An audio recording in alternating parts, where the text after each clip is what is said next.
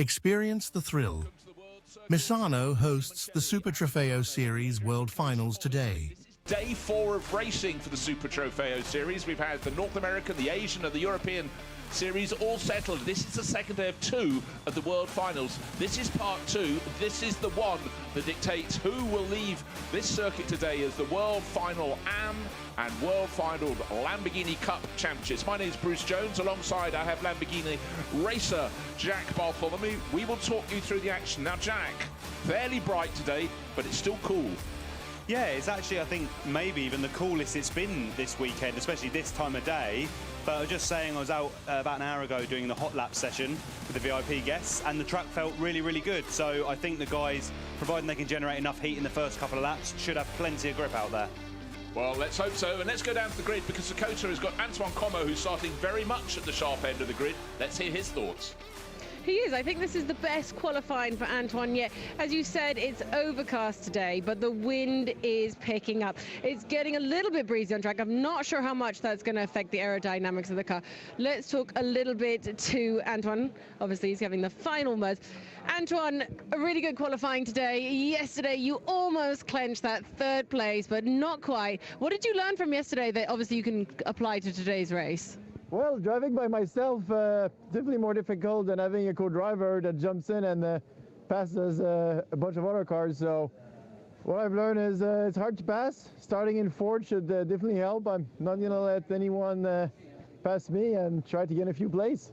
Make yourself as wide as possible. Good luck to Antoine. Let's see how he goes in the race. Thank you very much, Dakota and Antoine.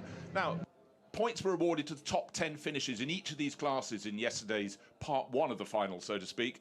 Antoine finished 4th, and he's starting 4th. Cars ahead of him, the one on pole position, this one, car number 61, finished 3rd yesterday. Sorry, finished 1st yesterday, is starting in 3rd position, so that's at the front end of the grid. And likewise, number 32, ASR, Paolo Bilieri, was 2nd yesterday, and he's 2nd on the grid. But the crew that won yesterday's race, that bagged the most, leads the grid away today, is down in 9th on the grid. So it's a real shuffle around. But let's go down. Paolo Bilieri finished 2nd, is starting 2nd. He's with Dakota. 2 was the magic number for Pablo yesterday. He's starting 2nd today on the grid as well. So let's have a chat and see how he's feeling today. A great day for you yesterday. Not quite maybe the result you wanted, but I think P2 is still a safe place for today's race. Yeah, it was a really finish yesterday, P2, unexpected, and I pushed really hard at the end, just 4 seconds to the first one. Let's try to finish this race and let's fight for the World Final. Yesterday we saw a lot of people suffer with track limits, especially in turn 6, that cost a lot of people penalties and time. How easy is it to keep those 4 wheels on the track, especially when you can see everyone zooming off? It's not that easy. You have sometimes to think about it and release a little bit the throttle to try to stay inside the tarmac, inside the white line. It's not that easy, but we will try to do our best not to have penalty. Also because I have the penalty 3 seconds because I'm racing alone. That means not easy. And also all guy racing now today, for me suffering 50 minutes alone is a lot of sweat, but I will push hard. Old guy racing. Good luck in Bocca al Lupo. And that's Paolo Bilieri in the 32. Thank you very much. Old guy, he's got at least many, many candles fewer on his birthday cake than I have on mine. Need the fire engine round when I have a birthday. Right, so you can see from the way people are wrapped up, it is quite windy. Dakota is not fibbing. There's clearly a bit of a breeze. But we're settling into, well, here we have 12 degrees Celsius, 53 Fahrenheit for the air. Yeah, that is quite chilly after the warm temperatures midweek. And track temperature only 4 degrees higher. So they really are going to have to work those tyres. We've talked about it a lot this weekend. We've had sunshine. We've also had cold track conditions. Yeah, the temperature generation early on can really make or break your race. So working the tyres, especially the front tyres, hard on the first formation lap. I'm not sure if they're going to have the 2 formation laps today, and then in the first couple of racing laps can really, make a difference whether you can go forward or not. Yeah, absolutely so. So all the drivers will be focused on that, and moving just a little bit further down the grid, only as far as 6th place, GT3 Poland, car number 5, Adrien Lewandowski with Dakota. third row of the grid. Not a bad place to be for Adrien Lewandowski. Obviously, his father, Andrei Lewandowski, is a superstar in Super Trofeo. Dad's a superstar. He's here cheering you on the grid. Obviously, being a solo driver is a little bit more difficult. You've got really, really good competitors. You've got Karim beside you. You've got Peter, who won yesterday, were flying yesterday, shall I say, and Massimo there. What's the plan for turn one? I don't know. Generally, yesterday I missed the pit exit and I had to start from the pit, so kind of I ruined my my world final. So today I think I'm mostly fight for the good result in the single race, and so I have nothing to lose. I will just try to push and have the best race as I can possibly have. Has your dad given you any sort of tips? I know he's trying here sometimes. For now, I don't know. Just not be so nervous, and don't make some stupid mistakes, and basic one. Good luck, Dojo Tech. Thank you. Thank you very much, Dakota and Adrian down there. Let me just explain the points. In each of the two races that form the World Finals, it's 15 points for a win, 12 for second, 10 for 10 for third, all the way down to 1 point for 10th place. However, there is a bonus point that goes with fastest lap. So Adrian finished 6th yesterday. He's starting 6th on the grid, so he's in the mix. But you often get in the World Finals, someone who's had a big problem in race 1, but their co-driver might have qualified well for race 2.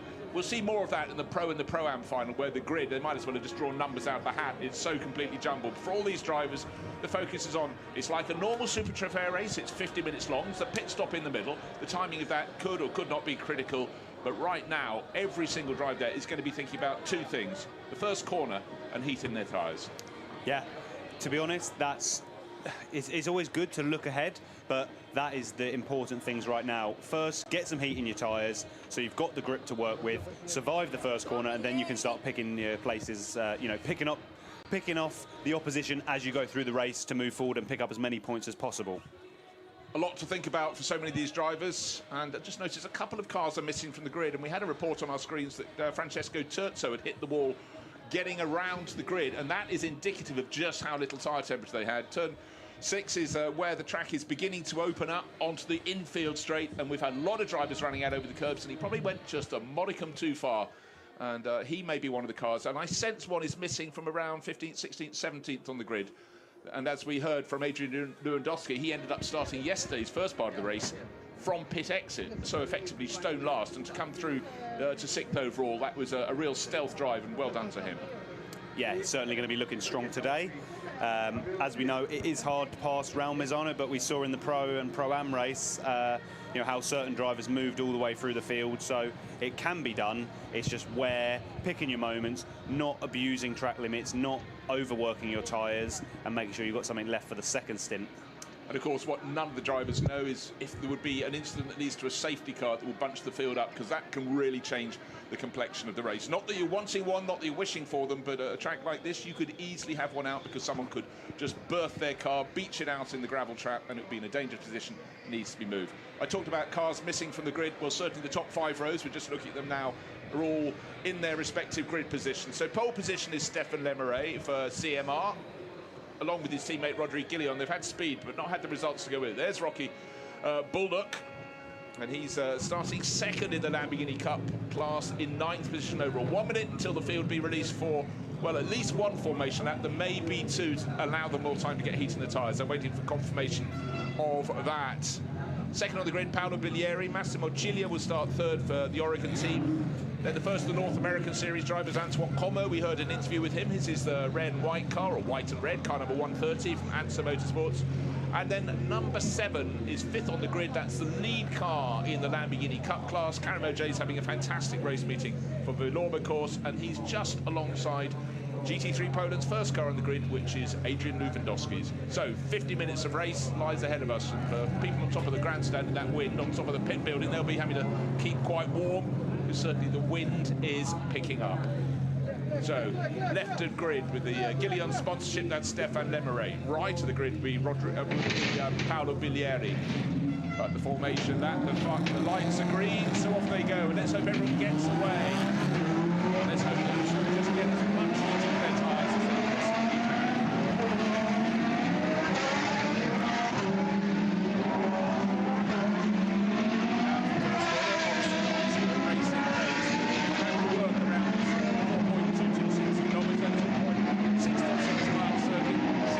turns. Fantastic drone shot there. The painted curve. Experience the thrill at Misano's Lamborghini Super Trofeo World Finals.